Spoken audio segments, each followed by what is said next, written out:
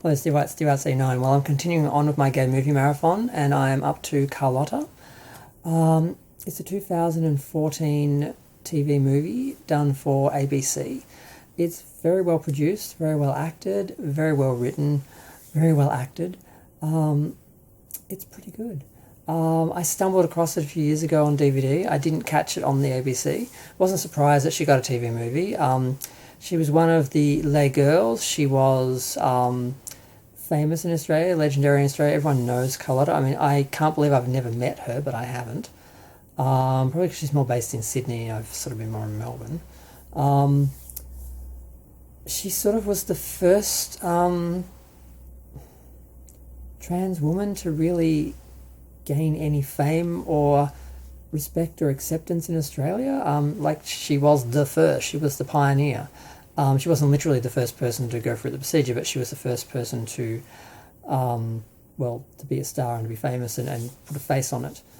And we kind of forget about that side of things because she's just been here for so long. Her journey started off in the 60s. Now, Carlotta's played by Jessica, I can't pronounce her last name, Marias.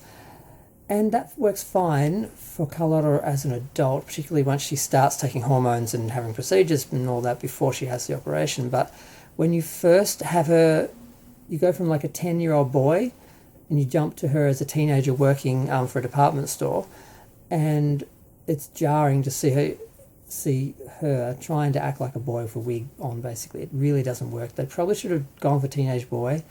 And then when she has her first attempt at looking like a woman and dressing in drag and being dressed up and made up, then change to the actress. I think that would have been more... I think it would have worked. It would have been kind of cliche but kind of magical, but just to have... it's like, were they trying to say that underneath that was the woman? Because they did not hide it very well. So that's the only part that didn't work for me. The couple of scenes between when she was a boy and when she started working on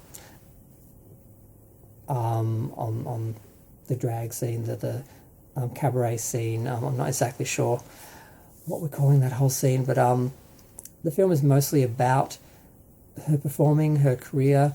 We do see that she was married briefly. She was with a man, but he wanted to have children. He didn't pressure her. She bowed out, basically, so he could find a real woman, as she says, her words, not mine, and have kids. So she found herself as a woman, but she did seem to accept some limitations, and probably, I'm not sure what would have happened had she not bowed out of that relationship. But I'm also not sure how realistic that is, because this film is, based on her life. So they do take some liberties and change a few things. But I was most familiar with Carlotta on Beauty and the Beast, which was a show in the 2000s. It was like a talk show, panel show, where there was like one man and four women that would rotate, and Carlotta would appear quite regularly. And that was when I kind of knew who she was, but that was sort of the most sort of exposure to her. And I really wish I'd met her. Alex Dimitriadis has a small role. Our little Gigi Edgley has a role as well. I think, was Paul Capsis in it? I'm looking at the titles. I thought I saw him in there, but I can't see him in the cast. I'm not sure. I thought I saw him in there. But that would have been cool to have a reunion of sorts between him and Alex Dimitriadis, who were both in Head On. It might have been somebody else. It's hard to tell. All the makeup and drag and so forth, it's hard to tell who's who. But the big part of the story is about her mother never accepting her, and I don't think she ever did. There's a point that she doesn't come to her show at the end after she gives up on being a suburban housewife and goes back to performing, which I guess was in the early 80s. It doesn't look like the 70s with that hair. And yeah, she still continues on. I think she's still performing her one-woman show.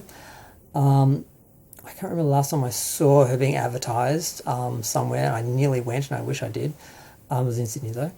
I don't have much more to say. I mean, does, I believe it captures the scene at the time and the way that trans women and drag queens were treated at the time. There's a fairly harrowing scene with the police where her friend basically sacrifices herself up to a police officer and his abuse because Carlotta is literally new and literally a virgin, and that's fairly disturbing. And there's a great court scene where she basically raises a very good question. I don't know if I should ruin it in case someone actually watches this and then watches the actual movie. But of course, the police raid one of the clubs and they get dragged in. And her friend, who's a drag queen, is afraid, but she's not.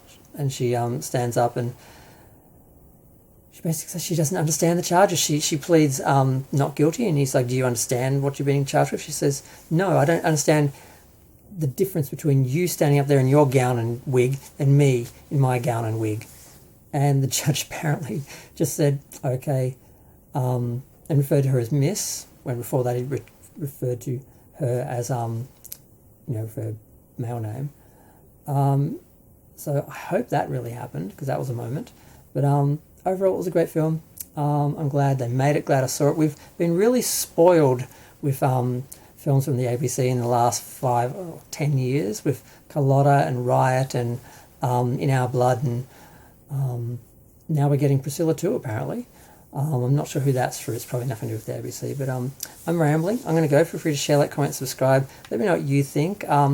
It was a really good look at her life and the drama. It could have just been all about, staged numbers and things like that, and it could have been very showy, but they really keep that that side of things balanced with the actual real story and the real woman.